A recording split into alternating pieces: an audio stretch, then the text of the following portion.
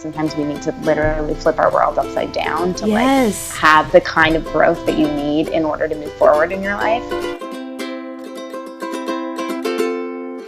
Katie, let it out with Katie. Let it out with Katie Dalebout, enthusiast and curator of people and ideas you need to hear.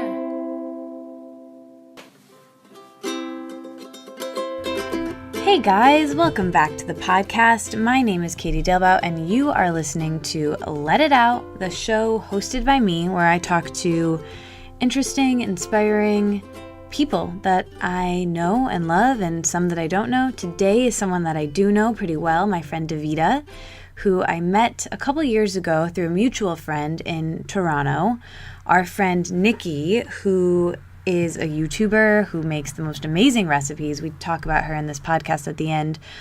But she introduced me to Davida, and next thing I know, I was at Davida's apartment, and she was so loving and nurturing and showed us around the city, and we had the most amazing day together, and we made videos, and we ate good food, and it was magical. And that's why I do what I do on the internet, and that's why I connect with people and post this podcast, because it lets me meet the coolest people, the people who listen to the podcast, the people who I get to have on as guests, and then they become internet friends, and then eventually in real life friends, and we get to have days like we had in Toronto, which was so beautiful and fantastic that I did it again this summer. And I came to Toronto and I recorded a live podcast episode, and some of you guys were there. It was so nice to meet the people. Hopefully you're listening to this again now.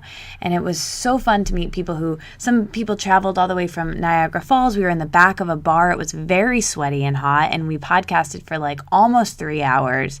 It was lovely. I had a great time. Here's the thing. The recording did not work. And it's such a bummer. And it was me with technology and probably just being too excited about hosting that I didn't properly check GarageBand, but it did not record well. So I was super bummed, and I text Davida and Nikki and let them know that I wasn't going to be able to air the episode where they were both guests on. And they were really cool about it. They were like, that's okay, we can just do it again. And so here is my conversation with Davida, who is back on the podcast since she has moved to San Francisco with her boyfriend Kurt, which we talk all about.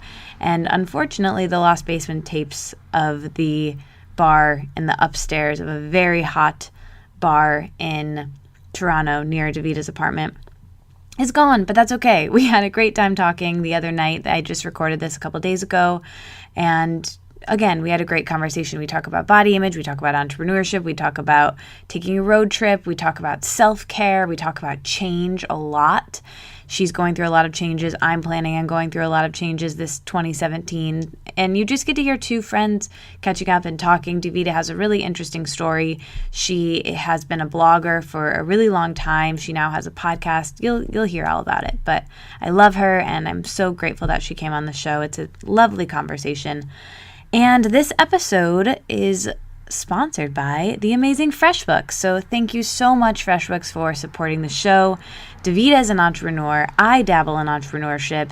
And if you are like us and you're juggling a million things, whether you're an entrepreneur or not, keeping on top of your finances is really important for creating room for abundance and feeling organized in your life and feeling productive. And with tax season coming up and just general keeping track of your business finances, FreshBooks is a great solution, and it outsources the stuff that you're not great at, and it does it in this really user-friendly way. It's this financial assistant for your business or for your life, and I love how the presentation is. It makes you look really legit, organizes things like invoices for your clients, and it's just fantastic. You can do credit card payments, you can customize the colors, which I love.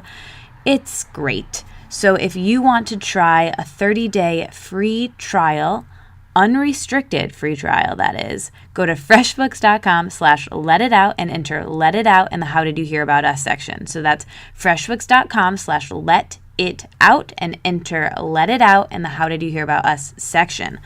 I said that twice because it's important. So anyway, I hope you guys like this episode. Here's the thing. I'm really focusing on becoming a better version of myself in my life. I'm doing lots of things that are outside of my comfort zone this year. I'm taking big leaps. I'm doing things. You'll hear more about it in the podcasts to come. And I talked about it last week. If you listened to the episode with Chris Medina, the psychic who kind of gave me some direction right before the new year, you kind of heard me maybe getting onto that path, and you learned a lot about me. And thank you to everyone who listened to that episode. But anyway, the point is, me getting better at being myself and being a better human being in general, hopefully will translate to this podcast being better. And what I mean by that is I want to be a better host. I want to have better guests on. And to do that, not that the guests I have had on aren't amazing, and the current guest and the guests that will be coming on in the coming weeks, but I want to be a better host to attract the type of guests that I want to be able to continue to come on the podcast. And I want the listening experience to be as amazing as possible for you and for the guests to feel comfortable sharing vulnerably, for me to have fun doing the interview. I just want it to be better. So I'm trying to learn a lot about interviewing. I learned recently from Ira Glass, one of my heroes in podcasting, and Terry Gross says the same thing, that compound questions are really not great for interviewing. And I realized that I ask compound questions pretty much every time I ask a question. And I didn't really know what one was either, but what it is when you probably will recognize me doing this, but it's me saying, tell us a little bit about your family and how you grew up, and also how that impacted your life, and also how that got you into comedy. Go ahead and just riff. Like, that is a big no-no in interviewing. Really, you should ask one, and then listen, and then pause, and then ask another, and then ask a follow-up, and just listen and be there and have a real-life person conversation, not this, here, talk about this sort of thing, go. And I realized that in this episode, I asked quite a few compound questions. So bear with me and know that it's something that I'm improving on. And if you have any other feedback or suggestions for me, good or bad, let me know. And a great way to do that is on iTunes by leaving a rating and review. That helps bring more people to the show, helps me improve, helps us get more sponsors and more people wanting to listen, which is great. And so I can keep doing it. I want to do more. I want to do better. I would love your feedback. Are you guys getting sick of the theme song? Do you still like the theme song? Would you like something new? I really want all of your feedback. I am so grateful for this podcast existing. I'm so grateful for you listening. Make sure you're on my email list. I promise I'm going to be sending out an email eventually. I don't know when that will be. And if you're listening to this weekend, the day that it airs, I'm going to be in Chicago this upcoming weekend doing an event with Soho House and my friend Rose. I'm doing, if you're a member of Soho House, well, this is hard because it's already full. So I guess I'm just shouting out the fact that I am doing this, but I will be in Chicago and I will be doing this event at Soho House. If you're going to be there, I can't wait to see you. The event is already full, but we're doing a live podcast episode on Rose's podcast. And we are also doing a journaling workshop. And I'm doing a lot of speaking this upcoming year, doing journaling workshops in different places. I'm going to be at the Good Festival in Philadelphia, which I'm so excited about. My friend and fellow podcaster Jessica Mernan is going to be there. Past podcast guest, the Jordan Younger, I was going to say, that's her name, but the balanced blonde, Jordan Younger, she is also teaching yoga there, and Party in My Plants is going to be there, and my friend from Women Against Negative Talk, Katie, is going to be there. It's just going to be a party. So that's on April 22nd. I will put the link to get tickets for that in the show notes. And I'm also speaking at Wanderlust in the Speakeasy, which I'm so excited about. I'm going to be at the one in Vermont, and that is in June. That is at the end of June. I'll put the dates for that in the show notes for this as well. And it's kind of early to be talking about both of these, but anyway, that's just what I have coming up. So hopefully see some of you guys in Chicago this weekend. I love you all so much. Thank you for listening. If you haven't left a review yet, please do. If you haven't checked out FreshBooks and you think it might be a fit, just, give it a try. Might as well, right? And I will talk to you guys at the end of the episode where I will tell you the emoji to leave. And I'm really excited about that because I've been loving seeing all of you listening to the end and tweeting at me the emoji or leaving it on my Instagram. It's so fun. It's like this inside club we all get to be a part of. Oh, and speaking of inside clubs, join the Facebook group as well. So the link to that is in the show notes. I'm so happy that we're redoing this, unfortunately, for I the know. second time, because we had this amazing conversation together, which was so full of laughter and wisdom and just such a great time that we had. And my technology didn't really work, and the audio wasn't great, wasn't recordable or audible at all. And so here we are, able to talk again, and that is just wonderful too. So thanks for doing the show not once, but twice. Of course. And you know what? It's all part of, like, it was such a positive experience for everyone who was there. And I know I found it really helpful and amazing. So, like, even though we can't share it with everyone, I'm really happy we did it anyway. And it's great that we get to record again. I know. It's like we have these basement tapes that will never be found that were really great. They'll be revealed when technology is at some level that can, like, decode it one day. Yeah, exactly. But just in case we can't count on that, it's actually good because a lot has changed since that conversation. You've Oh my God, moved, so much. You've traveled a bunch. You've started a podcast.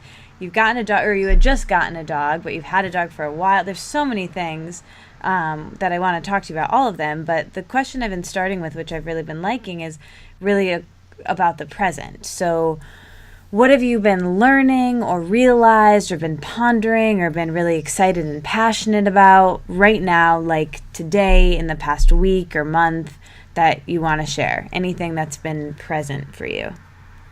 Yeah, I mean, I think something that's really just been playing over and over again in my life, just in the conversations that I'm having with other people, and just really, like, the universe is trying to make me realize that I really need to prioritize self-care.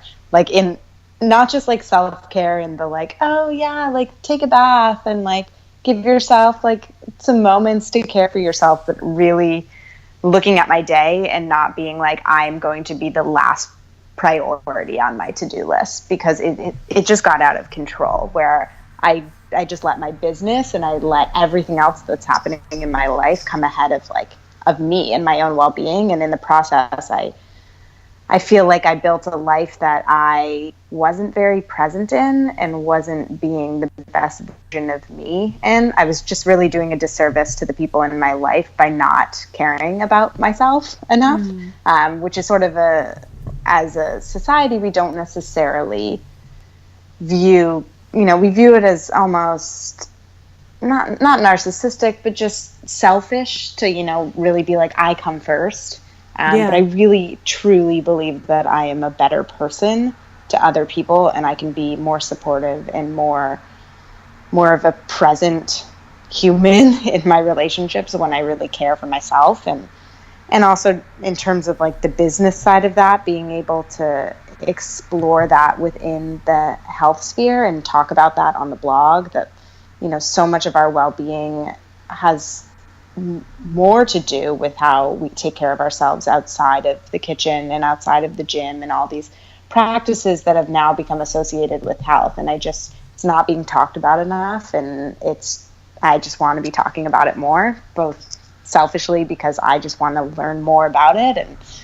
And also I think that we just need to be talking more about this. So yeah, self-care and just what that means, in a actual, not just like, you know what I mean? When people just like stand in front of the mirror and give themselves positive affirmations, or what is your definition of self-care now, and how did you realize that you needed more of it? How did that really come to your attention? Yeah, I really was realizing that I was not being a very nice person. I felt like I wasn't giving myself space to do the things that I needed to do to be a good person, to be a present person. I just let everything take over my life, and I know I'm not the only person. I just didn't want to like build a life and then look back on it and be like, I wasn't really a part of it. And I think a lot of that has to do with, you have these businesses, especially in what we do, that constantly is getting like gratified by what people tell us, and I was like, oh wow, like people find this really cool, or this resonates with them, great, but like how do I feel? Like because I'm feeling burnt out and exhausted, and like I'm working towards something that isn't giving me the kind of personal gratification that I want. So it really took it took getting really, really bad and pretty depressed, quite honestly, to realize that I needed to make some changes in my life. And I think, there's a lot of ways that you can go about setting these practices, and people have different opinions on, what determines self-care, and, what practices are effective and aren't effective. And I'm just the type of person where I really like to be good at things. Like I am such a perfectionist where I was like, okay, if I'm going to do this self-care thing, like I'm going to do it really well. And which is like the exact opposite of what it's supposed to be about. So really just giving myself the time and the space to figure out what I need each day, and not letting that be the last thing on my to-do list. So recently that's been meditating and journaling, which I know you're super passionate about and really is something that I absolutely love and don't make enough time for. And other days it's like binge watching a Netflix show, or going on a walk, or cuddling with my dog, and really just like trying not to be really good at self-care, but just making the time for it and allowing whatever I need that day to be that, to really just make that happen for myself, and just not let all the other crap just kind of get in the way. Yeah. Oh, it's so great that you had that awareness. And, sometimes when things happen in our lives that we're not feeling the way we want to feel, it's not fun, but at least it gives us that awareness that something needs to change, and then you actually are taking action and doing nurturing things for yourself, which is so great. And as someone who has been working on the internet for lots of years, you started blogging a long time ago. Of course, like 4 years ago, which is crazy. It's so crazy. Yeah. And of course, the landscape of that is changing, and the stress of that has to be so much. But how and why did you get into it 4 years ago, and how has it evolved, and, where do you kind of see things now and in the future, you specifically, and with the blogging of the landscape of blogging in general? Yeah, I mean, those are two big questions. Well, in terms of my own personal journey, I was talking to a friend about this yesterday, and I read back on old posts and I'm like, who is that person? And I think that's what's really cool about this, is that I can look back and like see my progress, both in my business and just as a human. But I think when I started the blog, I was in a very different place than I'm in now. And in many ways, like the blog is the reason that I have changed so much. It just brought a lot of awareness to my life. But when I started it, I had a passion for health and wellness, and I was sort of at this weird turning point in my own life where I was starting to realize that my health and wellness, exercise and food was all an important part of it, but it maybe wasn't the be all and end all, but I hadn't quite reached that place yet. So it's interesting to see. I actually injured myself around the same time that I started the blog. So the first 6 months of the blog, I read through that and I remember the girl who I was trying to come to terms with the fact that I had injured myself and that I maybe wasn't as capable as I thought I was, and trying to almost justify the need for rest, which now I'm like, if I need rest, I need rest. But I read this stuff and I'm like, oh, I just wish I could give her a hug and just be like, it's okay. Like, it's all going to be okay. But I needed the blog to kind of help me come to that realization. And then in a lot of ways, the issues that I had surrounding food and exercise, which was, borderline obsessive, but probably more on the obsessive than non-obsessive side, in many ways was replaced by the blog itself. because I think anyone who has those sort of tendencies will replace their thoughts and feelings with something else if they really don't get down to the root of the issue. So for me, I was, putting a lot of energy into trying to manipulate my body in a certain way because I felt like my life was very out of control. And then I started the blog, and I found a lot of like passion and fulfillment in that. A lot of what I was lacking in my own life, and why I was putting a lot of energy into trying to change my body. And when I started the blog and discovered this whole side of myself, like that was super creative and really enjoyed connecting with people in that sphere, I became kind of obsessed with that and about growing it and trying to make it into something bigger and eventually into my career. And I see that more now than I did at the time. I blogged a lot about, coming to terms with like, my body is going to change because I'm getting older, and that I might not be able to work out 6 days a week, which would never happen in my life now. But I was blogging about it, which is really cool to read. I was so in it that like now I read back on it and I'm like, oh wow, like I literally have a diary of all of these changes that were happening in my life. And in many ways the blog became a replacement, but was also the way that I got out of a lot of these like really negative patterns I had developed with my body. So it's crazy just how much has changed personally since I started the blog. I'm definitely in a much better mental and physical state than I was then. And I'm a lot more cautious when it comes to trying, I've never been one to like really tell people how to live their life, but I'm a lot more cautious in sort of the stuff that I share. I was sharing workouts when I first started the blog, and now I'm like, I would never do that. I just don't feel comfortable telling anyone how to work out, and I just get nervous around that kind of stuff. And every recipe that I share is sort of like, if you like this, that's awesome. This isn't going to like help you lose weight. This isn't like Whole30 compliant or whatever fad du jour. It's just like, it's something that I make in my own life that I really love, and hopefully you guys like it too. And so it's definitely, I've become a lot more cautious with how I share information.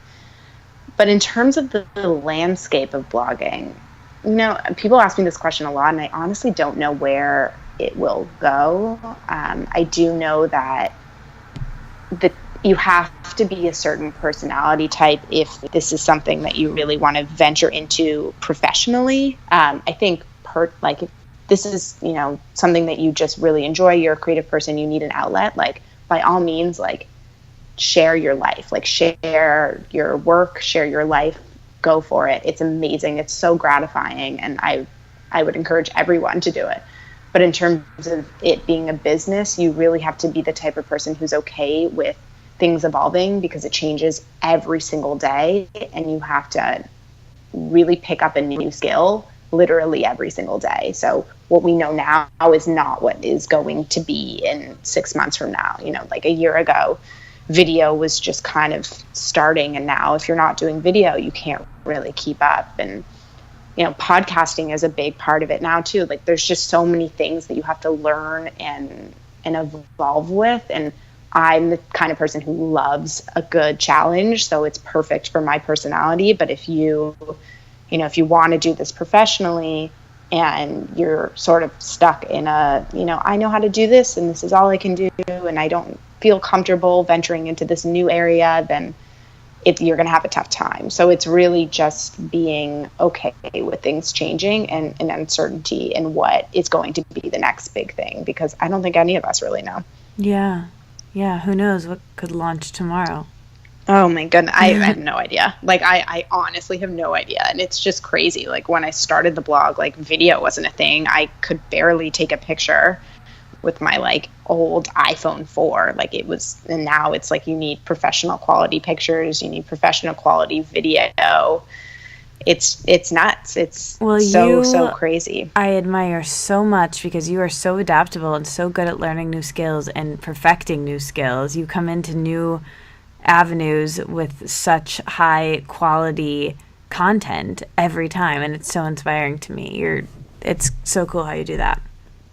Thanks. I appreciate that. It's, people have always, I feel like people ask a lot, like, what's your unfair advantage. I'm just like, I'm very autodactic. Like when I set my mind to do something, I am so focused on like making it happen, which is both a blessing and a curse. Because if it's successful, it's awesome. And if it's not, I can like really take a big hit and I get really, really frustrated. But I really love learning how to do new things. That's so fun for me. That is such a skill, one that I don't have. I've been trying to learn the ukulele for years, and I'm just like, I'm not good at this. It's not fun. Never mind. What I was going to ask you to elaborate on more was how your relationship to food and your body and diet and exercise and wellness in general has really grown, but people have watched that grow and kind of had to meet you where you're at through you growing up online, essentially, and you sharing all of that in the blog. So how has that been for you? Kind of, you were able to articulate this so well in the Lost Basement Tapes episode, so I already know it's been such a great journey for you personally, but how did that go with everyone kind of going along for the ride with you, sharing openly about it as you were going through it on the blog? Yeah, I mean, I think anytime you're vulnerable and real, like if you really put yourself out there, it will resonate with people. And I think that's a part of the reason that people have continued to follow my journey, is because I really don't claim to be perfect or to have anything figured out. And a lot of people find comfort in that, and knowing that you don't have to have it all figured out to share about it. And you know, I'm very much, I'd like to believe I'm very much like my readers, and that I don't have this whole body image, health, everything figured out. I'm really just on this journey, and I like to share my experiences. And I'm sure along the ride some people have resonated with it, and other people have been like, you know what, I'm not there yet, or this girl has a ways to go, and I'll touch base with her in a couple of years when she has a bit more figured out. But I very much appeal to myself. I write to what I wish someone had told me. And I think that anytime you're that vulnerable and honest, people will listen and appreciate and relate to it. So it's been incredibly rewarding and also very therapeutic to be able to be that person to other people. I think a lot of healing happens when you help others. But I'm sure along the way there have been people who've been like, yeah, this girl has got some issues, or like, I am not getting what she's saying right now. And I definitely have had a lot of growing pains where I've needed some patience with my readers, or I've needed them to have some patience with me, because I just haven't quite figured out exactly this whole niche down thing that's so popular in the blogging world. I've just never really been good at it. So I'm kind of all over the place sometimes, but that's really my personality. And I really am the type of person who wants to show up very honestly and fully. And that sometimes means not sticking to what the plan is. So you're not going to just get 3 recipes from me every week. I have to, when I need to write or when I really need to put myself out there, I just have to do it. And sometimes that means being inconsistent. And I think that has resonated with a lot of people and also really repelled other people. And at the end of the day, you can't please everyone. So I really just try to speak to me pretty much. Yeah, I love that. And I think when you're vulnerable and real, those are the people that I'm most attracted to, that I want to be around, that I want to follow their work. And I think everybody can agree on that. And I think this is something that we talked about in the Lost Basement Tapes.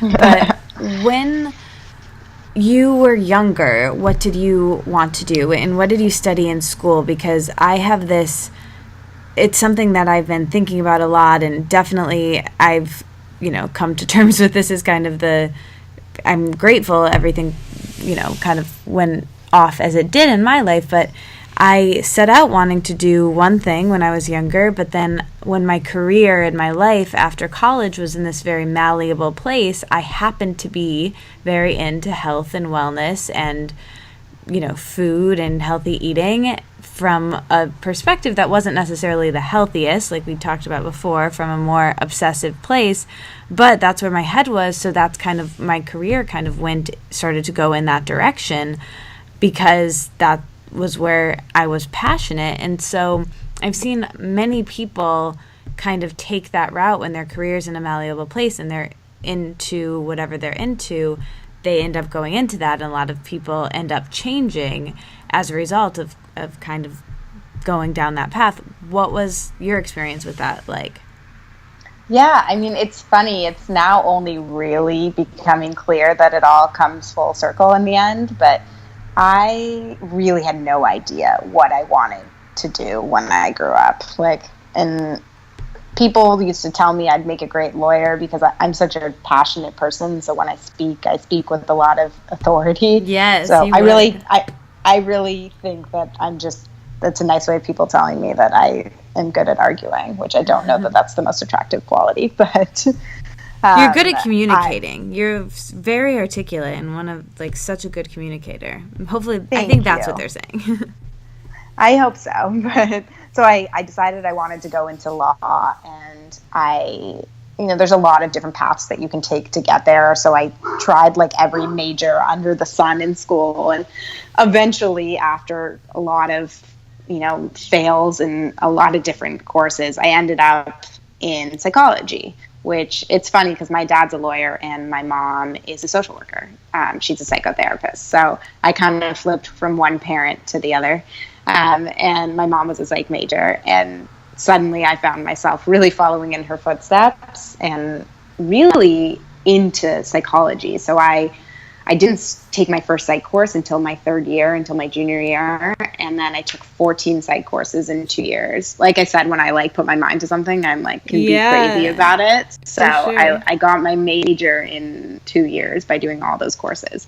And I loved it. I just am very fascinated by people and the decisions that they make, and just how our environment shapes us, and I just think people are very fascinating, and I loved being a psych major. I loved everything that I learned.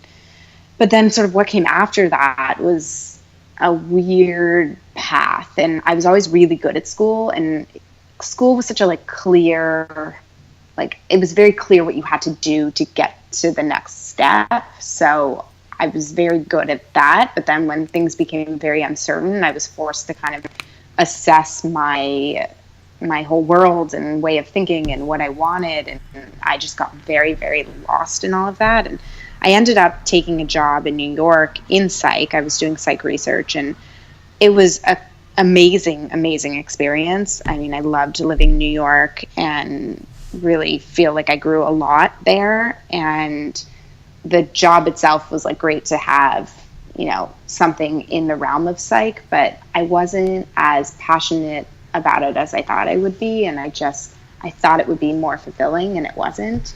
And fast forward a couple years, I had moved back to Toronto and was working in another psych role, and it just really wasn't giving me the satisfaction that I wanted. And it was all, I thought I was going to go to med school or maybe do a PhD in psych, and I really didn't know what I wanted, and it felt like every day I was having another quarter life crisis. I just could not. I wanted to have my whole life figured out, and I just was trying so hard to figure it out that I couldn't see what was blatantly in front of me, which was my actual passion. But I'm so glad that one day I'm so glad I was driven to a point of kind of hating my life that I started the blog. And just that ended up being such a huge, amazing decision that has completely transformed the course of my life. And in so many ways, the health that I was talking about when I started the blog is very different from what I talk about now, but it's funny because it's really coming full circle, because I am so focused on mental health and what we can do to support our mind, body, soul, and not just the physical aspects of health. So I guess it really does all come full circle. I didn't fully understand, and for a long time was I wish I hadn't tried so hard in school. My GPA has done nothing for me. And it felt like a waste of time. But I realize now that it's been a huge asset. And I think that sort of my background in research and in understanding people has been a huge asset in also the business side of growing the blog. Oh, yeah, absolutely. It's so funny how it's like that Steve Jobs quote, you can't connect the dots moving forward, you can only say it looking back. And I used to say that in this podcast every episode for like the first 15, and I made a commitment to myself that I would never say it in an episode again, and here I am. but it really is true. It's true. I studied broadcast journalism and had to take all these prereq radio classes where I like learned how to use GarageBand and like, and back then podcasts didn't even exist, but then here I am utilizing all of those skills somehow. So totally, you just never know. You never know. I mean, I always love talking to like recent grads because I know exactly how they're feeling. I feel like I could put myself in their shoes like right away. Yeah. And what do you tell them? I remember how anxious I was and how desperately I wanted to have my entire life figured out for like the next 40 years in that moment. And I think like telling them sort of my story and that I ended up in the most unexpected place simply because of a decision that had nothing to do with my career. I think that's very comforting to them, but I wish someone had been like, you don't have to have your whole life figured out tomorrow. And just try a lot of things that you don't like, because eventually you're going to land on something that you do, and then all of it will make sense. But I spent far too much time stressing about that stuff, and again, no regrets, but it does work out. Yeah, and you don't have to know the end game. Like, I feel like I have no idea what I'm doing or what I'm going to be doing in a year or 5 years, but I'm okay right now, and I'm going to just keep moving forward with what I like doing now. Yeah, and it kind of ties back to what we talked about earlier about, where blogging is going. It's just such a common question, and where do I see myself in 5 years? And I'm like, I have no idea. Yeah. And if you'd asked me that 5 years ago and I said I had no idea, I'd be freaking out. But I mean, what's happened over the course of the last 5 years, I never could have predicted. So I don't think there's any point in trying to figure out what the next 5 are going to look like. Totally. And I think, like, speaking of mental health, like, that is why spirituality or religion or meditation, like, that is why all of these things exist, to help with the fact that life is really uncertain, and that is terrifying to humans, Yeah, and definitely. None of us know what's going to happen when we die. None of us know for sure. None of us know for sure what's going to happen tomorrow. So we have to somehow be okay with that reality and do what you got to do.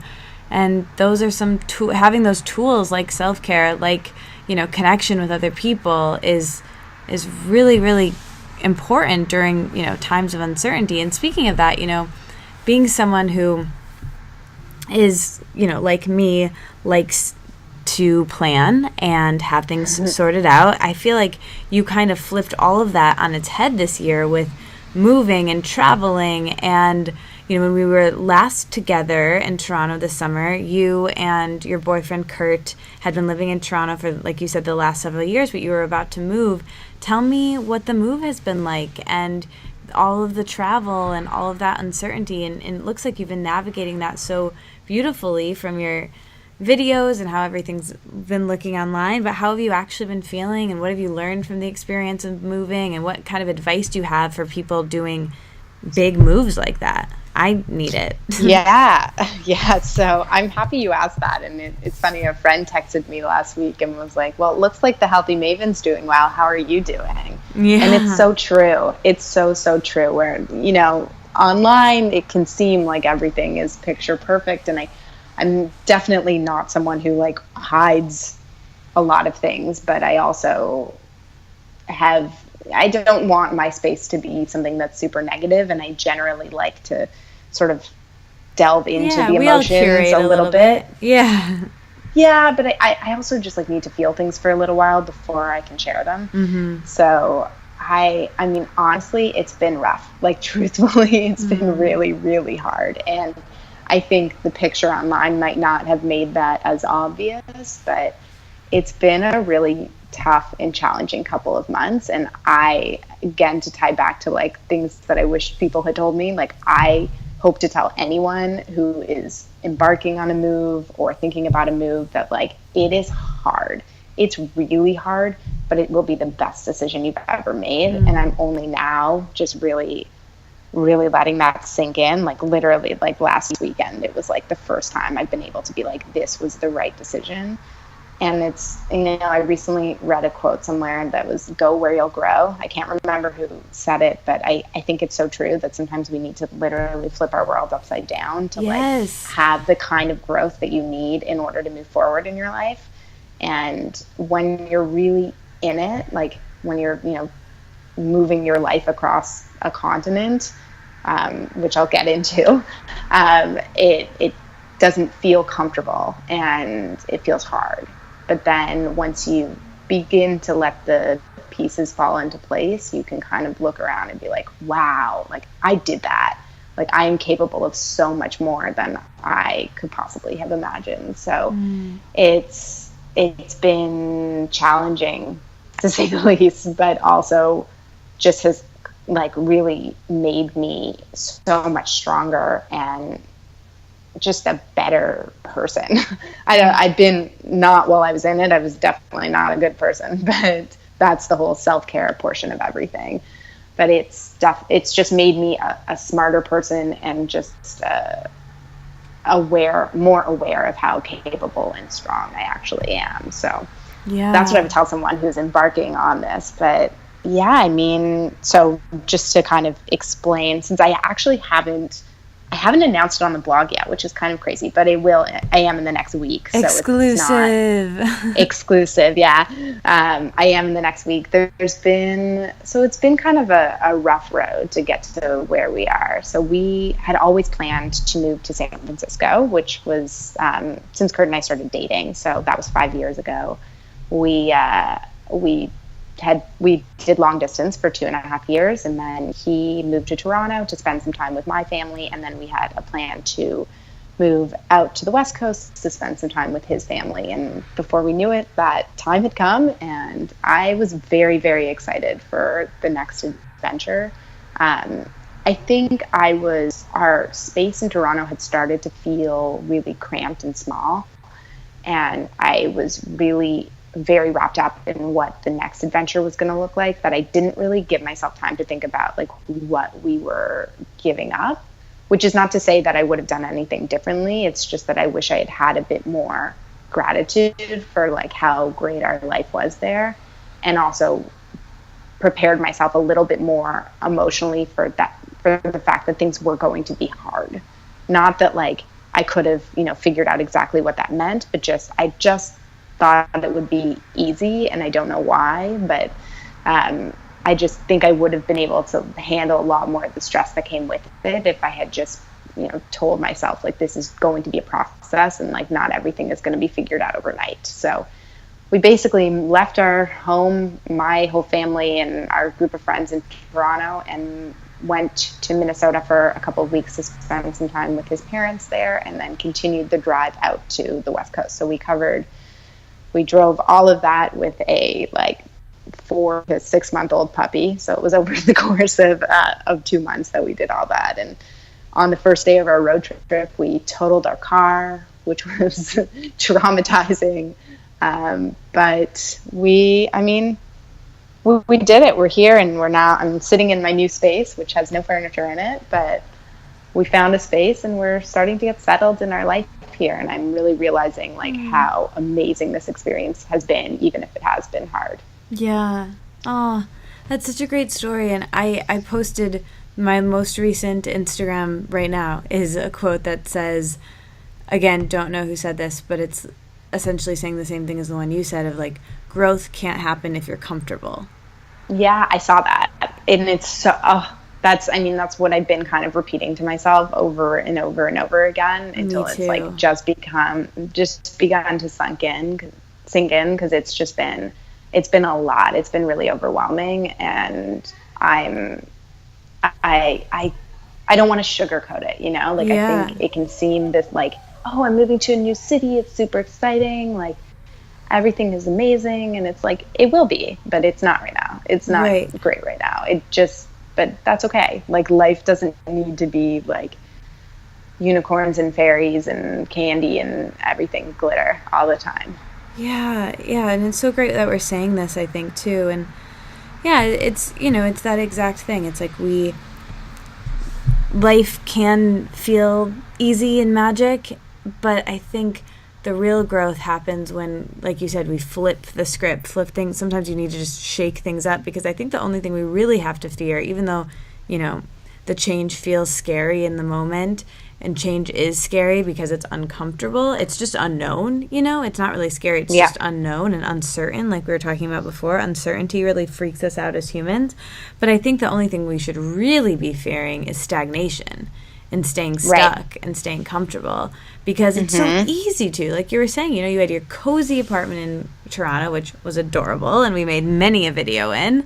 But it's easy to stay in these comfortable places, and I think challenging ourselves to move or try a new skill or, get into a new space online or apply for a new job or start a new relationship, all of these things that are so life fulfilling and so great afterward are so challenging to start in the first place, because just getting over that fear of uncertainty, Completely. And I think what's been really great is that, like, the monotony that I was starting to really resent in our life in Toronto, I have so much gratitude for here in San Francisco. So, like, I started to really, like, resent the park we were walking our dog in, because I was like, I come here every single day and it's so boring. But now I'm like, I realize I'm going to have to do the same thing over again. But it's nice to have that comfort now after being so uncomfortable. So I feel like it's just added a lot of perspective to the things that, like, we feel are boring or just uninteresting, but being able to be like, it's actually really nice. And also being able to find a lot of the, like, joy in those small things, because things have been kind of crazy and all over the place. But now I can, like, sit back and relax for a little bit before I'm sure the storm will come again, and I'm just a better person for it. But yeah, definitely. Stagnation is scary when it's your entire life. But I feel like it's okay to be stagnant for, like, seasons of your life, as long as you have gratitude for it and realize that, like, it can be a good thing. Just don't get too comfortable in it. Yeah, just have some awareness and, like, honesty with yourself, I think, is the important thing about that. I think travel kind of does the same thing on a smaller scale of kind of turning your life in a new way to help you see different things and open you up to different things. And I know travel has been something that over the last year, you and Kurt really made a priority, and you went so many cool places. Do you feel the same way about travel? Why is travel so important to you? Has it always been important to you? And, what kind of advice do you have for people traveling and setting up their lives in a way where they can travel and also, maintaining your sanity and health and self-care while you're on the move? Yeah. Well, I'm going to try and tackle all of those. Yeah. Travel has always been something that I've loved. I just love experiencing new places. Again, like, this whole, like, not feeling stagnant and growing. I feel like every trip I take, I come back just, like, a little bit smarter and a little bit stronger and just more experience under my belt. And I think especially in the past year, as things kind of felt a little bit more stagnant in our life, it was important for me to shake things up every now and then, which ended up being, like, I don't know, like 50% of the year we were traveling, which was pretty crazy. So yeah, I was definitely just kind of wanting new experiences. Now that we've, like, done this whole, like, life shakedown, I'm like, I don't really want to go anywhere for a little while, but it's still something that will always be super important for me. I think I'm just looking for more local adventures, not feeling the need to go as far to get that same feeling. But I think the feeling that has really brought the most growth to my life is that travel is literally the opposite of routine. And I'm someone who, like I've said, like, when I put my mind to something, I can, like, really be determined at it. And that's sort of what happens to me when it comes to routine, where I'm like, this is going to be my routine. I'm like, I just do it. And I can get kind of stuck in it. And then when, like, things change, which it happens every single day, like nothing ever goes according to plan, I get really upset and worked up around it. And that's just not a healthy, great way to live. So, you know, like I'm someone who could do like a 20-day, like, or 21-day, like ab challenge. And like, I will do it every single day, but like, I shouldn't do it every single day. Like it's bad. Cause then when like life inevitably happens and I can't get it in, I'm like, no, like, and it's just not good. Which is why I basically made it my life mission over the last couple of years to essentially do the opposite of that and really remind people, both myself and other people, that like health doesn't look the same every single day. And for me, that's meant really making drastic changes, like going on trips for long periods of time or moving your life across a continent and trying to like find those moments of self-care and what it means to be healthy and really thrive in your own life when you're not in the environment that you're used to. And just reminding people that it's not, you know, 21-day ab challenges, but like, how can you create that space for yourself wherever you are in the world? And it's not something that I claim to be good at, but it's something that I'm working on. And that's a big reason why travel has been a part of that, because, you know, like your bag gets lost and you have to figure it out. Like you have to figure out how you're going to deal without your luggage, or, you know, your plane's delayed, or your Airbnb is a crack den. I don't know. Like there's so many possibilities, and you just are constantly having to figure them out. And somehow between all of that, like make space for you and for your self-care. And it's been a really great challenge for me to kind of sort that out. And especially with the move, like nothing went according to plan, like literally nothing went according to plan. And I'm so happy that we have a lot of this like video footage and pictures to kind of realize like what was really good, to have captured all of that, because in the moment you can be like, oh man, like really, like we're snowed in again, or we crashed our car, or we have nowhere to stay, like, you know, whatever problem it is, you can get kind of wrapped up in that and forget all the really good things. But it's been really fun to kind of share that experience and be able to focus on the positives of it. And yeah, I would just advocate for anyone who like feels really stuck in their own life, and in feeling like the routine is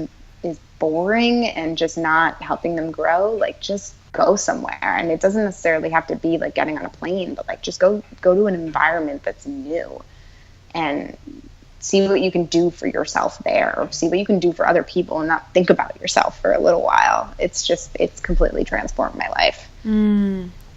I so agree with all of that. Oh, that's so cool. I keep thinking, I get that image in my mind. Do you ever see the movie Away We Go? Yes. I love that movie so much, and it shows such a beautiful, healthy relationship, which I think is rare that movies actually show healthy relationships. But I feel like that's you and Kurt, like going across the country, finding your home, and I love that. But speaking of him and you having a partner in all of this, I think that does make it a little bit easier, and I'm sure challenging at times, but having that person with you as you're, you know, going through these really big life changes for both of you, and then, you know, traveling and figuring out when those, you know, things that you can't control happen, like losing your bag or the Airbnb or whatever, and the communication level that has to be happening to make things run in the relationship with all of that. What has being in a long-term relationship with Kurt taught you? And, you know, what has this, especially this recent experience, and what kind of advice would you say for, just maybe talk about, you know, how your relationship is going with everything that's been going on? Yeah. I mean, he is truly like the most patient, positive person I have ever met, which is awesome because I am neither of those things. So he just, I don't know. I just think he really is an amazing human, and that makes it so much easier when like things just get tough. Like he is just so strong and so dependable for getting through the situation. Because when I'm like, oh my God, this is the end of the world, he's like, no, it's not. It's not the end of the world. So you can always find something positive in everything. So I think having at least one person in a relationship who is the positive person is really, really helpful. We are both very determined people. So, when we crash our car, it was like no question we were going to be on the road the next morning, 12 hours later. Mm-hmm. Like there was just, we're pretty unstoppable when we put our minds to something. So definitely having someone who is as determined or motivated as you are and kind of at least within the same range is really helpful. But yeah, really just his positivity makes everything so much better. And also just kind of, he's also a really creative person. So even though I was like pretty incessant about capturing things on video and pictures, he's also giving him like the space to do like his creative stuff. So like we got a drone and he loves the drone and loves mm-hmm. flying it and being able to like capture things with his eye is great. That isn't always necessarily how I would do it, but how he does it is definitely a positive, and just finding a little bit of like light and ease amidst everything. And also he's like a way chiller person than I am, so when he like needs his like downtime, like making sure that he has his downtime, because otherwise there's no point in dragging someone through the mud when they're like not necessarily interested in being there. So just having a bit of like patience and kindness when he needs his time, which he's so good at like giving me my time, so I feel like I owe it to him. But yeah, we're very much yin and yang in terms of our personalities, but we're both very, very determined people. So I might see every single obstacle and he sees a clear path, but we're both going to get to the end. Yeah. Oh, that's so cool. What about communication and just, having been in a relationship for 5 years, what have you learned and what advice can you give to other people specifically about communication, or just even about, not losing yourself in a relationship and staying connected to yourself, maybe on like both of those pieces? Anything that comes to mind? Yeah. I mean, we talk about everything. I mean, when you sit in a car for 10 hours a day on a road trip, you will literally talk about everything. So there's really nothing that's off limits. It's an interesting dynamic though, because we both travel a lot for work and we don't talk that much when we travel. It's sort of, oh yeah, you told me that. I think we tend to not talk about the like things that are not the most interesting parts of our day. And at least when we're apart, like we rather like share the exciting stuff, and sort of we don't talk when we feel like we should be talking. We talk when we need to talk. And I think that's been a huge plus in our relationship. Like, especially, I mean, we did 2.5 years long distance, so we definitely have experience doing that. And we weren't the kind of couple that was talking all day, every single day, or even talked every single day for that matter.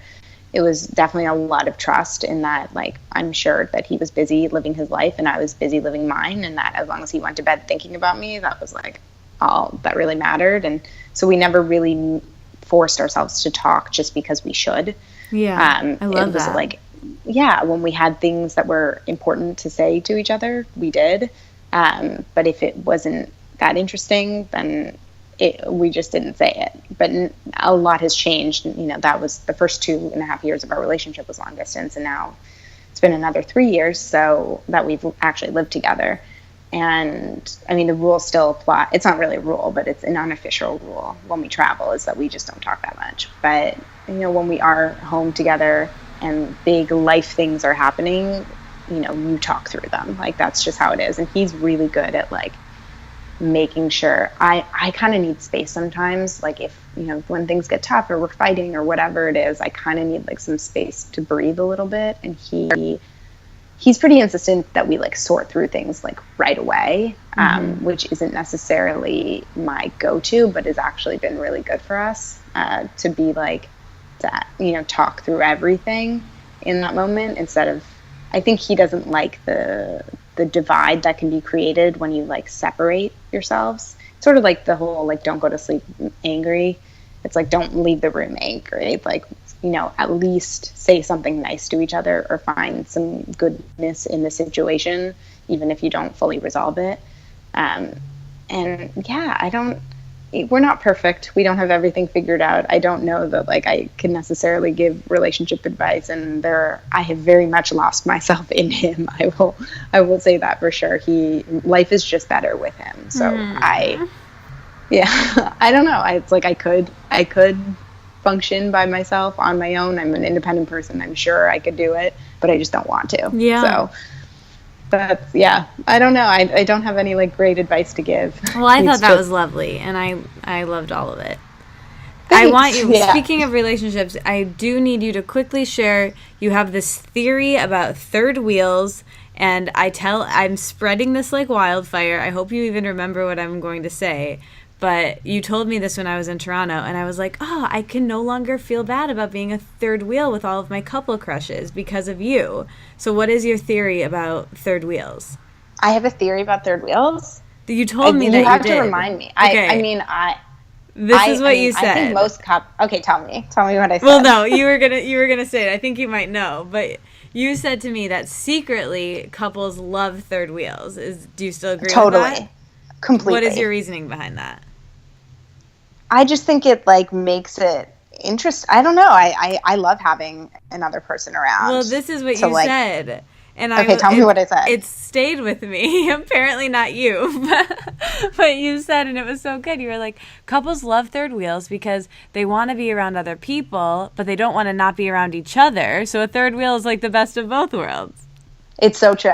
I mean, that was like kind of what I was thinking. I'm glad I was able to articulate it better then than I can now. Yeah. But it's so true. It's like I love hanging out with him, but like we spend a lot of time together. So having another person around like sort of makes things interesting and exciting without us having to be apart. Totally. So like, except in like the honeymoon phase when you're like so obsessed with being alone with each other. When you've been in a relationship for a long time, it's like having another person around. It's like a whole new situation, but like you still get to hang out together. So I love it. Feel free to third wheel us anytime. Amazing. Well, I will definitely be taking you up on that because I love hanging out with you.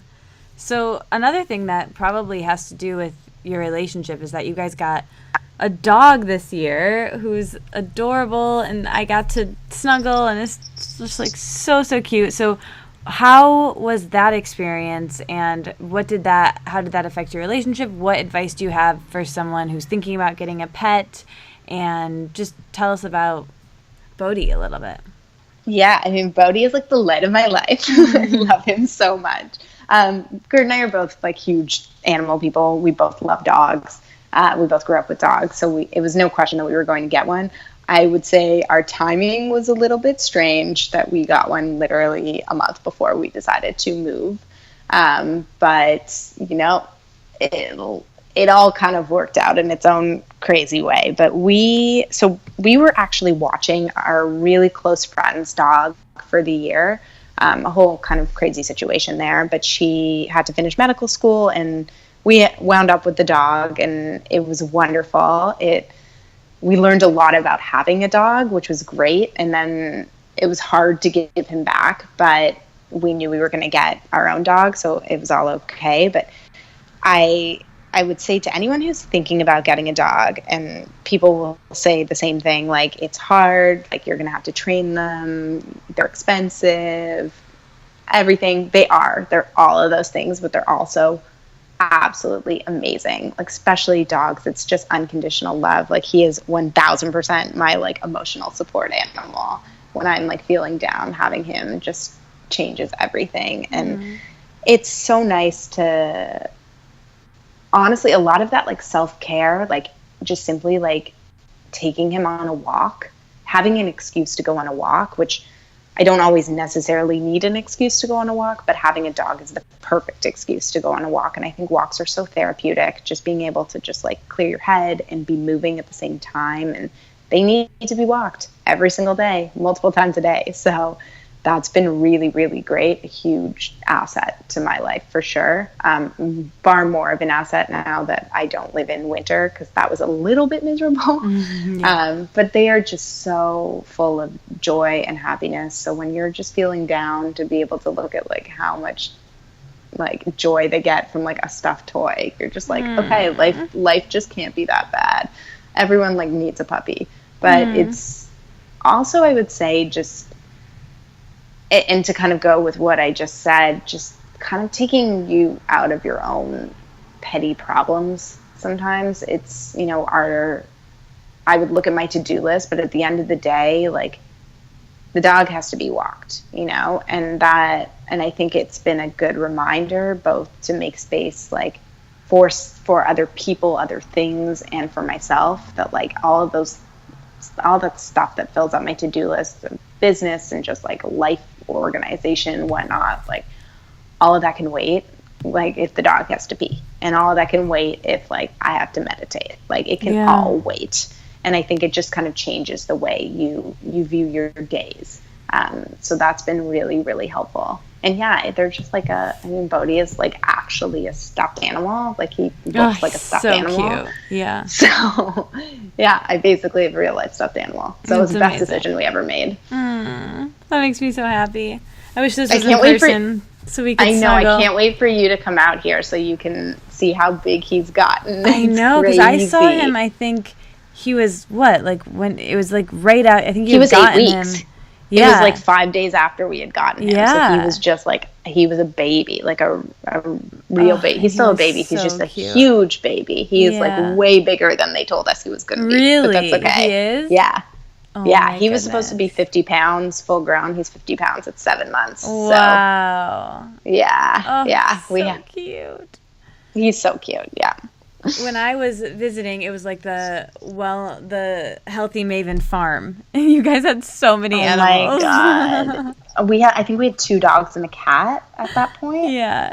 It was amazing. I was going to stay with you guys, and you were like, yeah, of course you can stay with us, but you might be more comfortable at Nikki's because we have a farm right now. Yeah. Well, so my friend who was in medical school, we were watching her dog for a year, but kind of on and off throughout that summer. And then she also got a cat. It's a whole long story. She's my best friend. That's the only reason we had her cat and her dog and a puppy all at once. But I mean, we're huge animal lovers, so I can't think of anything better than waking up and being like, "Oh my goodness! Like, look at all these animals!" So it was a great thing for me, but I'm sure other people would have been incredibly overwhelmed. Yeah. So, what are you most looking forward to right now? Most excited about? Best part of your life right now? Oh, I love this question because now I get to think. It's not my instinct to look at the positive. So I like when people ask me to really focus on the things that are very positive. But I am really looking forward to feeling really settled here, and for fun weekend adventures, kind of exploring the West Coast because I've never lived out here. And on the business side, I am really looking forward to kind of tapping more into mental health and really exploring that and what it means to be healthy outside of our very narrow definition of health. And also the podcast, it's just been such a joy. So obviously as we moved our life, I was like, I'm going to launch a podcast because that's what I do. I just pile things on top of each other, but it's really been, I've gotten to share my story over the last 4 years, and I'm so grateful that people have followed along with that journey. But I really am a believer that health takes so many different shapes and sizes. There's so many definitions to it, and I think it's important that we explore those, which is why I love your podcast too. So just being able to share other people's stories and add some perspective to this very narrow definition of health that I found myself wrapped up in, and that I want other people to kind of be able to see beyond, which is something that I've been able to see. Yes, I think that's so great, the diversity of voices of what it's like to be human and how, your definition of healthy or sane or well or okay, general okayness in the world as an adult comes in so many different shapes and sizes. I love that. And I'm so happy you have a podcast. And I just want to say, I've said this to you, Davida, but I want to say to everyone listening, it is so good. I listened to the first episode recently, and I was just blown away. Not that I was surprised at all that the quality would be amazing or that you would be so articulate and the guests would be great, but like it just had all the elements. It hit all the notes. I'm your biggest fan. Everyone should stop listening to this podcast, go listen to that podcast, and come back because it is so good. And I'm just so glad that you started a podcast. If anyone should have a podcast, it's you. Thank you, Katie. I so appreciate that. And you have been such an inspiration to me. And I honestly have never met someone who has been so unconditionally supportive, especially, you know, it can seem, and this is something that we're going to discuss on my podcast, is just this topic of, you know, when people are doing things that are so similar to you, why it's so important that you support them and not view them as enemies or competition. Anytime I like have a new project that I want to launch, I'm just going to hang out with you because the first time it happened, I like started a YouTube channel, and the second time it happened, I started a podcast. Yeah, so whatever what are the we next gonna start next year? It's a yearly thing for us. It must be. I have no idea what's coming next, but I'm sure you're somehow going to be an integral part of that process. Do. Yeah, 2015 it was video, 2016 podcasting. What's it going to be in 2017? I don't even know. I don't know. Well, we'll be in it together. I hope it's a nice long nap. Yeah, who knows? Oh my goodness. Yeah, well, we'll definitely be together. And I just want to say, you know, I don't think I've ever met anyone quite like you. Aww. And I feel like everybody listening should hear this. Like, meeting you was like, I just have never met someone who is so present. Every time I see you, you are so there in that moment. And I feel like you are just so, your energy is very much like in the room with everyone who is there. And it's a really special thing. And I've told you this before, but I feel like everybody who's listening should hear this, just that like you love so unconditionally and you are just so present in it. And it's a really special thing. So I hope you never lose that. Oh, and I'm crying. That was so sweet. I was having such a like flustered day. The people listening don't know this, but I was like late coming to this interview. I got stuck in a parking garage. It's not worth explaining the story, but poor Davida had to hear the entire thing before we started recording. And then we had like Skype issues, and here we are. Plus, the first time we did this, the recording didn't go, and so I was like, oh my goodness, I probably seem like this like crazy spacey person, but I was like, oh, I'm so glad it's Davida because I feel like she's going to understand and she's going to be chill about it. And here we are having this podcast that's just like flowed beautifully. And here we are at the end with a quick fire question. So thank you for saying all that. And this was great. We did it. Finally. Of course. Hit me. All right. You know these. You've done them before. Let's do them again. Your morning routines, I'm sure, have changed and been changing, but give us like a picture of what was today like? You know, what were the first 3 things you did when you woke up, and why did you choose to do those before anything else? Yeah, so they've definitely changed since we last spoke, but the first thing is always coffee. I will never change that. I'm never going to be like a lemon water, apple cider vinegar person. Like, get me my coffee immediately. So coffee for sure. It's the way I start my day. I've been making some time to meditate, which has been really, really positive. And I just want to make clear, like, I feel like when people say that, it sounds like this whole like hippie woo-woo thing. I literally like put my headphones in and like put on a song and just sit there and like try and breathe for like 5 minutes. And I'm not going to say that it's like changed my life, but it's just added a bit more mindfulness and awareness to my life, which has been really important. And then I've been journaling on and off. Yeah. I thought you'd be proud of me for that. Yeah, sure am.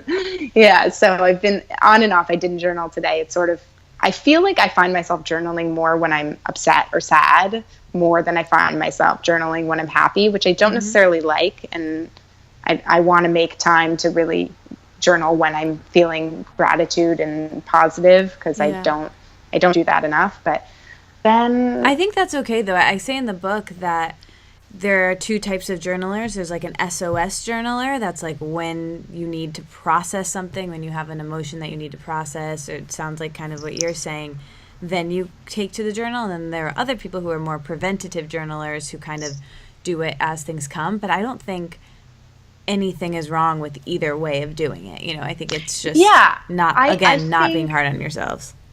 Totally. And I think I'm definitely an SOS journaler, and I have always been. And in many ways, the blog has been kind of that very public journal for when I'm going through things. But I'd like to be more of a preventative journaler. Like, I think it would be a huge asset to my life. So just making more space for that. Mm-hmm. And I walk Bodhi. So that's always a really great way to start the day. Just kind of getting outside immediately. And then I kind of jump into starting my day. I'd like to kind of give myself a bit more space in the morning before I reach for my phone. But it's a work in progress. Yeah. What about in the evening? What are the last few things you do in the evening to wind down? How do you end your day and relax?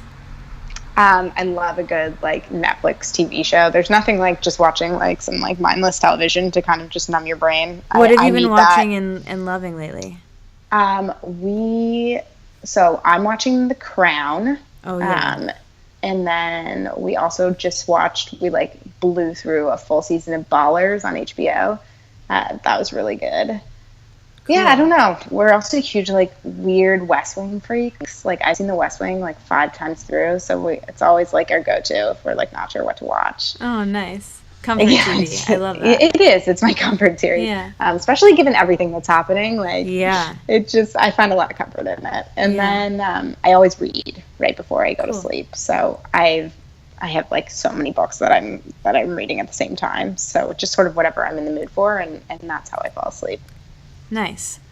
This question I got from Julia Cameron in The Artist's Way, but if you had 5 alternate lives, what would they be? Ooh. That's a great question. 5 of them. Yeah. It's a lot. I would be a Broadway singer. Would be one of them. I wish I could sing. I just have such respect for people who can sing. 5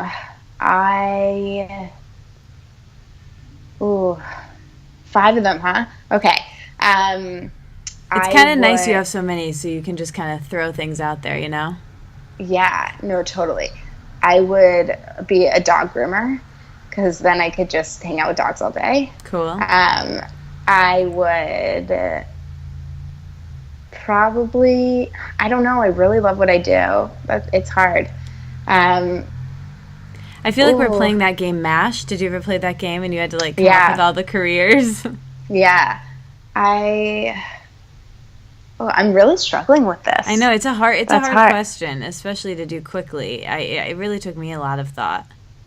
But it's funny how the first one comes to you. Totally. I think I would be a really good private investigator, because I'm super creepy and can get down to the bottom of everything. That's good to know, just in case for future reference for me. Yes. I had a phase in high school where I thought I wanted to be a UN interpreter, which a part of me still kind of does. I love languages. I took German, Italian, French in high school. So I've always just enjoyed them. So I think I would enjoy that for a short period of time, but not for life. And then I would really like to... I'd love to do something in wine, whether it would be designing a wine label or working, doing branding for a wine brand, or just understanding wine better. Cool. Something with wine. Yeah. I see that in your future, coming to you easily. There's something... Somehow, I know. A vineyard is somehow going to appear in my life. Yeah, I see that very soon. Yeah. And now that I'm on the West Coast, for sure. Yep. You heard it here first, exclusive again. Okay, favorite fruit and favorite vegetable? Vegetable is cauliflower, for sure. And fruit is probably blackberries. Oh, those are so good. I had the best cauliflower dish at this place we went to last night. It was small plates, and we just ordered one of them, and I was like, I want all of it. We were all sharing, which is so fun, but I wanted all of this cauliflower. It was like a tahini cauliflower situation. Mm-hmm. You would have loved it. That's my favorite thing in life. That's pretty much, I just smother my life in tahini and cauliflower. It was so I have warm a recipe and good for tahini cauliflower on the blog. Of course you do. Oh my gosh. Pretty much make it every week. Oh, I want to go make it right now. That sounds amazing. Actually, I want it made for me and ready after this podcast recording, please. If we're wishing here. I'll see what I can do. Great, perfect. Speaking of food at the ready, what is your favorite place to eat in Toronto and New York City, since you lived in both of those places for a long time? And you might not know New yet where you York. live now. New York, there's this place called Capelia. It's on 14th between 6th and 7th. Or actually, I think it's between 7th and 8th. I lived on 14th between 6th and 7th, so it was on the same block. So it was just so easy. But it's like Latin Cuban food, and it's just everything on that menu is so good. But they have these like blue corn ricotta pancakes that were just to die for. So if you're in New York, go to Capelia. They like weirdly have like a B rating, which like is a little bit sketchy, I guess. But like I don't care. That place was so good. And they're 24 hours, which is even better for when you're craving pancakes at 3 a.m. And then in Toronto, my favorite place, that's weird that I just said Toronto, because anyone from Toronto would never say Toronto. So that was very strange. But, oh man, I've been gone for too long. But my favorite place is Woodlot. So they have unbelievable bread there. It's like homemade sourdough. So that's like the best way to start the meal. And then they also have both their regular menu and their vegetarian menu. And I'm not vegetarian, but I just love any restaurant that can do vegetarian food really, really well. And they do it really, really well. So I just make a point of like only ever ordering off their vegetarian menu, because they just make vegetables taste so good. They do everything in like a wood burning oven, like a pizza oven. So everything is just like smoked and crispy and just delicious. So if you're in Toronto, go to Woodlot. It's my favorite. Yum. That sounds delicious. And it's great that they have that option, that whole special menu. I love when places do that. Yeah. What's the best thing that you've eaten in the last week or month? First thing that comes to mind. Best thing that I've eaten last week or month? Well, I've been kind of all over the place in the last week and month. I've eaten a lot of takeout in the last week, sadly. And then I was in Guatemala. But, what was the food like there? It was okay. If I'm being totally honest, like it was not. I wouldn't say it was like a culinary capital. There was some really good stuff. Can I say coffee? Like, does that count? We've had like amazing. That'll be a first on this podcast, but I'm totally into it. Yeah. Well, we were in Guatemala and we got this amazing tour of this coffee co-op that. Just a bunch of small farmers came together to create, and just hearing their stories. And then they made us coffee where they like roasted the beans in their home and hand ground them, and just everyone was served the most amazing coffee, and just really the whole experience around that was really special. Yeah. So okay, that totally counts. I thought you were talking about like, your average Keurig here. This totally counts for my question. No, this was a really legit unique experience, and like really the best cup of coffee I've ever had. Wow. Oh, that's amazing. I love that. What is your best advice on cooking? It's something that you've learned and really mastered and shared, but what would you say to someone like me, let's say, who wants to get better at cooking, but it's just something that they don't enjoy yet? I would say two things. The first is stock your spice cabinet. Like, spices change everything, and I just have everything on hand and experiment with them. You'd be surprised how much a dish can change when you can just swap out one spice. So really, like, get a lot of spices and have some fun with them. It's just, that's what makes cuisine so different from each other, is just really their spice blends, because a lot of them come down to the same ingredients. A lot of them have rice or meat or beans or whatever it is that's kind of common across cultures, but it's the spices that change everything. So have some fun with your spices, and don't be afraid to eat a lot of the same things. I think that might sound weird coming from me, but I eat a lot of the same foods over and over again, and it's okay to know what you like and to cook those things. If you enjoy them, then at least you're in the kitchen doing it yourself. Like, don't try and force yourself to like make extravagant meals. Like, I on occasion love doing something like really crazy, but for the most part I make the same thing all the time over and over again, and I think that that's totally fine. Yeah, I'm cool with that too. I eat the same thing over and over, and totally fine. Yeah, you don't need to be creative to be a cook. Like you can make the same foods, and as long as you're just like being active in there and kind of flexing that muscle, I think that's the most important. Getting your hands and pots and pans dirty. Exactly. What's your best advice for being an entrepreneur? Or on entrepreneurship? Yeah, I would say if you want to run a business, it's as simple as believing that you have a business, that no one will believe in you until you believe in yourself. I really think that it starts with people think that somebody else is going to validate you or that you're going to achieve some milestone, and that it's at that point that you're going to start believing that you have a business or that you're an entrepreneur. But it's really as simple as you making the decision that you are. I love that. When you're having a bad day, whether it's something that happened with a relationship or body image or, with work or your business, what is your like go-to tool to make you feel better and shift you out of that?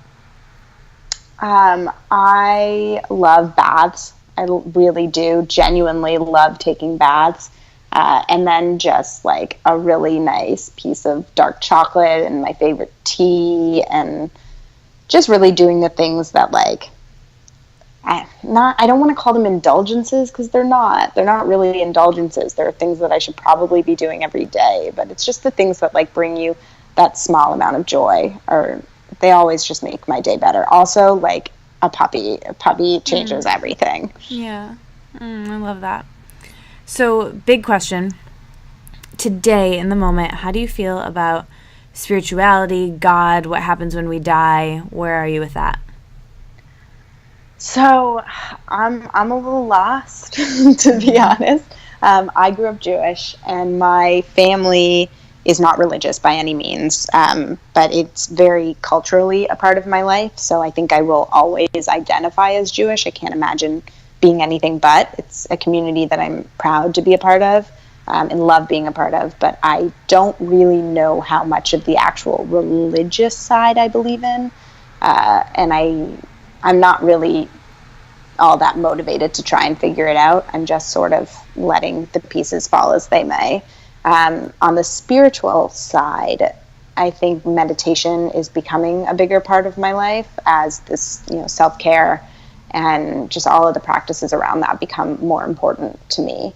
So I can't say definitively I believe in God. I also can't say that I don't. I definitely feel like there is something in the universe that exists. I just don't really know what it is. Mm-hmm.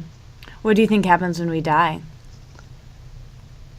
Oh, I don't know. I truly, honestly don't know. Nobody does. And I think that that's okay. Yeah. I don't know. I'm sure I know Judaism has its own, everything around that, but it isn't necessarily what I believe. I think we all come back, and not in the like karmic sense, but just that like everything is sort of this like never ending life circle. So whether it be in some way you never really die, but I just don't really know what that means. Yeah. Well, while we're here, we're going to lighten the mood. We're going to take this right back up. I feel like this podcast has been all over the place, but I love it, much like our life in general. What would you have for, if you're having a dinner party and you can invite 5 people, what would you make for them? And who would you invite? And what do you hope that you would get to talk about at the dinner party? And what do you hope no one would ask you about that you just don't want to talk about anymore? Okay. Let's start with what I'd make. Okay. So, I always make my tahini and cauliflower because it's like a dish that everyone like kind of freaks out about. Yum. Because it's just so good. I'm gonna Google that and make that this like tomorrow. You should. The recipe on the blog has chickpeas in it, but you can also just like leave the chickpeas out. You can do it either way. I just use the chickpeas because it makes it a full meal. Like it adds a bit of like protein in there, because I could literally eat that whole thing by myself. But I would probably do some sort of like Middle Eastern. I love Middle Eastern, Mediterranean food. So probably like there would be hummus and pita and veggies, and then cauliflower with tahini, some like lots of roasted veggies. And And then my go-to is always like some sort of like quinoa salad because it's just so easy to make in advance. And like quinoa salads, you can like leave them for like 3 days and they only taste better after they've like melded into each other. So something like that. And then dessert, I mean, I'm a big fan of just like going for some like really good classic chocolate chip cookies. I think they're always a hit. And like you can get super fancy, but if you can just do a really good chocolate chip cookie, then it's game over. Yeah. In terms of who I would invite, I would love to have Brene Brown. I just love everything that she shares, and Elizabeth Gilbert, because I would love to both speak to both of them and then watch their dynamic. This is really random, but I would invite my mother because I think she is a very unique, special person who is the queen of hosting. So she can kind of lead the way in terms of how to do it. I would invite Yvon Chouinard, who is the founder of Patagonia. I just have such respect for the business that he's built and, really has never wavered in their mission. And I'm really excited about sort of the stuff that they're doing in the food space. So I would love to chat with him about that. And, how many I'm inviting 5? Yeah, I think you got them all. So okay. Cool. What do you want them to ask you about, and what do you hope that doesn't come up?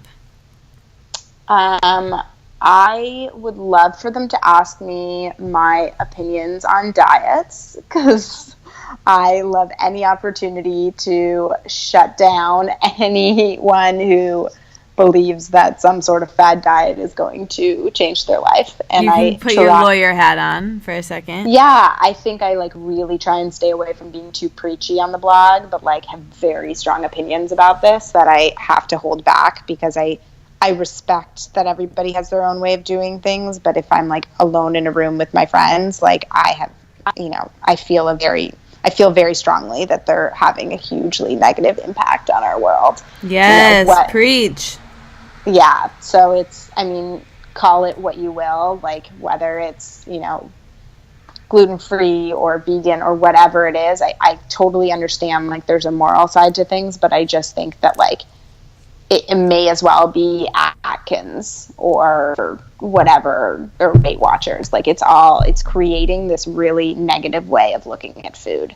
And I just think it's unhealthy in the long run, and it's just not the way we should be viewing our food. So yeah, I think talking about what we're adding in of being plant-based or being plant-centric is so much better than any of the labels talking about what to avoid. Gluten-free. Exactly.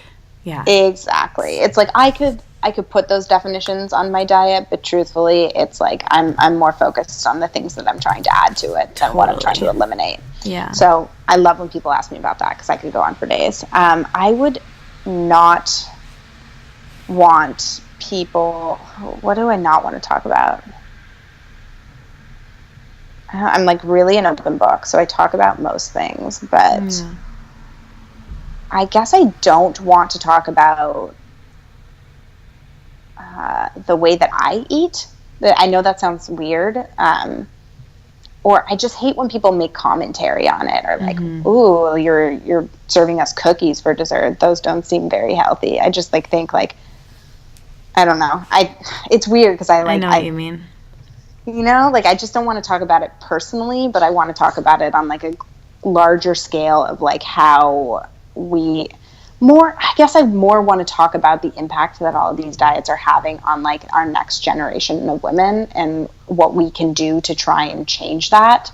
I guess that's more of the focus that I would want to have, and less about the what I eat on a daily basis. I just don't think it's that interesting, and I don't think anybody should care. Yeah, totally. Yeah, there's more. You have a very interesting group of people there, and there's more interesting things to talk about.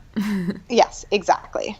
Okay, so you are starting a girl band, and you can have 5 people, 5 girls, 5 women in this band with you. And keep in mind, you're going to be traveling and performing with these people. You're going to be spending a lot of time with them. So these could be people people you wish you knew, people in an internet sort of a way. The first 5 that come to mind, go. Okay, so like you immediately came to Oh, mind because my I just goodness. think that So excited. well, I just think that like you would add a lot. You just always add perspective to situations. So I would just love to have you just as a constant reminder that like things are good and to focus on those things because I think you add a lot of positivity and mindfulness to situations. So I would love to have you. I'm in. I would love to have my best friend, the one who likes to drop her animals off at my house.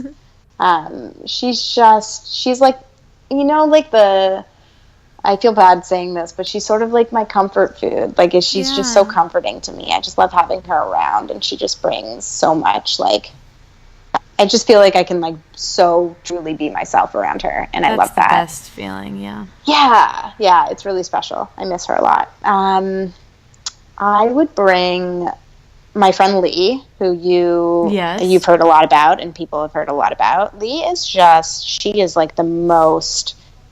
Like, I'm a pretty determined person, but, like, she pushed me to shame. So if, like, we're going to have a successful girl band, like, she's probably going to be the one behind it. Oh, I want her in, for sure, yeah. Right. And then I would want, so I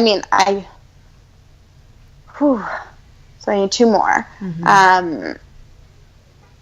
I would want my girl band. I mean, my other really good friend is an amazing singer, so I should probably have someone in the group who actually has that would be smart. Actually has singing she skills. Can carry the weight. Exactly, and she lives in San Francisco, so it's really nice to be closer to her now. Nice. And it's great because she's in our girl band. And then I'm gonna say Nikki, our friend Nikki, because she's just gonna make really, really delicious food. Perfect. She could be the chef. She could be the chef, and like she's just like I get lazy sometimes, and I'm just like, ugh, screw it, like I just want takeout. And like she is just so good about, like, she always like makes time to like get her groceries and meal prep and just like, but in a way that isn't like really neurotic or like really obsessive. She's just so normal around food and health, and she's just a really good influence to have around. So this is Nikki from Health Nut Nutrition, who's also in the Lost Basement tapes. And she's just a really great chef too. Future podcast guest as well. Definitely. And you guys should all listen to that because Nikki is just a really, really positive influence. She's great. She is someone who, like you said, can be so healthy, but can also be so chill and normal around food. That I admire so much. It's a really, I admire it so much. She's a really unique, special person, which is, it's sad. Yeah. We should have more people like that. But it's sad that it's refreshing, but it is. She's one of those very rare women that got away somehow unscathed of, you know, taking away their normalcy around food and getting, you know, pushed into the diet industry's crap. Yeah, totally. Yeah. Okay, so now you're just going to recommend a bunch of things in a couple different categories. So, book, movie, song, podcast that you want to recommend. I'll kind of walk you through it, but let's start with book. Okay, book. 2 books, if I can say 2. Yeah, of course. One is Essentialism by Greg McKeown. It will, especially for anyone who's an entrepreneur or runs a business, it's just will change the way you kind of approach your work and eliminating the things that really don't matter. And I recently read 10% Happier by Dan Harris. I really like his podcast. Yeah, his podcast is awesome. You should definitely read his book. It really, really helped me see meditation in a different way and not trying to approach it so much from like a perfectionist attitude, which is where I find myself a lot of the time, but really just like making meditation my own in a way that can be an asset to my life and not something that I avoid because I don't want to do it because I'm not going to do it well. Movie. I'm not a huge movie person. I know, like, I feel bad saying that to you because I know you're such a movie person. I am. I know. I just don't. I love TV. Like, I watch. I have an attention span of like an ant, so like I can only watch like one episode of something. Do you want to give us another? TV is so good right now. Do you want to give us another other than the ones that you said, show to check out? I honestly think that if you've never watched The West Wing, you need to watch The West Wing. Which I haven't, and I should. You have 7 beautiful seasons ahead of you. It is on Netflix. Oh, perfect. I'm on it. Yes. It's a great show. 7 beautiful seasons. 7 beautiful seasons. It's amazing. What else do I really like? I don't know. I'm trying to think of like what we've watched recently. I like anything that's like a drama, like lots of relationships, and anything that's funny. In my last interview, somebody recommended to me the OA. Have you watched that yet? No, I saw it on Netflix. I haven't watched it yet. Apparently, it's fantastic. I've gotten recommended it like 3 times in the last 2 days. Okay. So I'm going to add that to the list. Yeah, for sure. Add it to the queue. Definitely. Yeah, I don't know. I'm also like a big Game of Thrones person. So Game of Thrones is really great. I just love like really good cinematic TV. Yeah. So like HBO, anything HBO. Yeah. Cool. What music have you been listening to? Is there a song that you've liked lately, or an artist, or anything music-wise? I've been we had the road trip, so like we've listened to so much music. The new John Legend album is phenomenal. If you haven't listened to it yet, it's friend amazing. Who I was in Hawaii with just a couple weeks ago sang on that. She's in the band No Lucius. Yeah, my friend Jess Wolf, God. and she's doing the podcast, but she sang on that album, and we were together in Hawaii when it came out, and we were all watching our other friend's comedy special, and she was like, I want to share something that I did, and it was so cool. We listened to the album, and it's so good. I've been listening to the album, and I was That's so amazing. excited that she was on it, but it's so kudos good. to her, because it is one of the best albums I've heard in a couple of years. It's phenomenal. And then Jack Garrett, he's not like as well known. I think he's out of the UK. His most recent album, it came out at like the beginning of 2016, but it's really, really good too. Oh, cool. So if you haven't heard Jack Garrett, I haven't. Definitely check him out. Really cool. What about podcasts? What podcasts do you listen to that you like other than mine? But tell people, what is your podcast called? Where can they find it? In all the usual locations? Obviously, usual locations, iTunes, Stitcher, whatever podcast player, it's probably on there. It's called That's So Maven. Which I love. It's a play on That's So Raven, if you are a 90s kid. Maven. It's the future I can see. Yeah, exactly. But really, the word Maven means kind of a wise person or a know-it-all, and so it's an opportunity to get to interview people who are mavens in the health and wellness sphere, and I really just think anyone who has some experience under their belt makes themselves a maven. Like if you have a bit more experience than someone else, you're an expert. So I get to just interview really cool people in the health and wellness sphere and just let them share their experiences, and each episode question that we work on kind of answering together. So it's been a really amazing experience. We have one season out. It's kind of a short season where we were testing the waters and just seeing how it would go, and we're going to be back at the beginning of February with a whole new season. So Yay. I'm super excited about that. But of course I listen to your podcast. It's one of my favorites. I never miss an episode. Oh, that makes me so happy. Yeah, I actually just I did it in pieces, but your one with Josh Radnor was amazing. Oh, thank you so much. Yeah, that was so good. Thank you. Yeah. And then I can't remember what episode it was, but you were talking about like your body not being like a piece of art, and it like totally just transformed everything I thought about my body. Like not trying to make your body into a piece of art, but using your body to create art. And I just thought that was like, it's just genius. Oh, aha moment from my podcast. That makes me so happy. An aha moment. That was a big thing for me, so I probably talked about it a lot because, man, that's a big one that I've had to pry out of my consciousness to switch the way I look at my body and creativity. Yeah, no, totally. All right, well, this has been amazing. Thank you so much for doing the podcast again. We finally did it. So the name of this podcast now is Let It Out. Anything that you want to let out still, anything you wished I would have asked you, anything you want to ask me, anything that you think people need to know and hear right now, what are your thoughts and feelings? Did you have a fun time doing this? All of the things. I had a really fun time doing this, and I feel like I let out a lot. I especially appreciated that you asked kind of how everything has been going with the move, because I think it can, people can just make assumptions based on what you see online, and it really has been challenging, and I'm just now getting to a place where I feel like I can talk about it, and will be talking about it more on the blog. But I just appreciate, someone asking or digging a little bit more into what's going on. So I definitely feel like I was able to let it out. Oh, good. Oh, thank you so much. I think the world of you. I'm so glad we're friends. And my favorite part of having a podcast and having had a blog and doing anything on the internet is the connections that I make with people that I meet online, but then they become IRL friends that I get to hang out with and visit and just have in my life if I need them and if I just want to reach out. And I'm so grateful that you are one of them and just this really important person in my life that I wouldn't have met if it wasn't for the internet. So thank you for everything, and thank you for doing this podcast.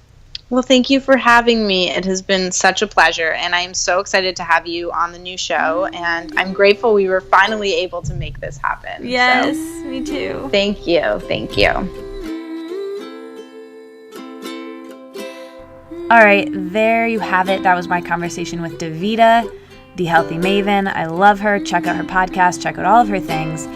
And check out FreshBooks if you haven't already. It is fantastic. You can get that free 30-day unrestricted free trial by going to freshbooks.com/letitout and entering Let It Out in the How Did You Hear About Us section.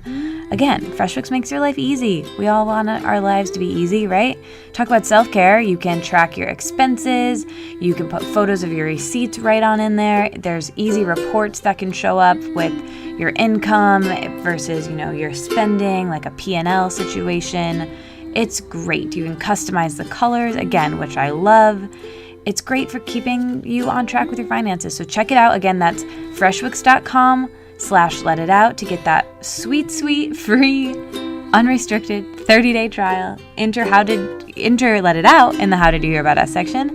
And the emoji for this week's episode is, let's do the avocado, I think. I'm glad that exists. It's something I've been wanting for a while. So thank you to whoever made that. And, one time Davida did a avocado week on her blog. She made avocado face masks. She had a bunch of avocado recipes. I believe she has a brownie recipe that has avocado in it. Unclear, but I'm pretty sure that's something that has happened. Anyway, leave me the avocado tweeted at myself and Davida. I love you guys. Thank you again to FreshBooks. If you haven't left a review, do that. And I will talk to you guys really soon. Thanks again for listening. It really does mean a ton. Okay, bye.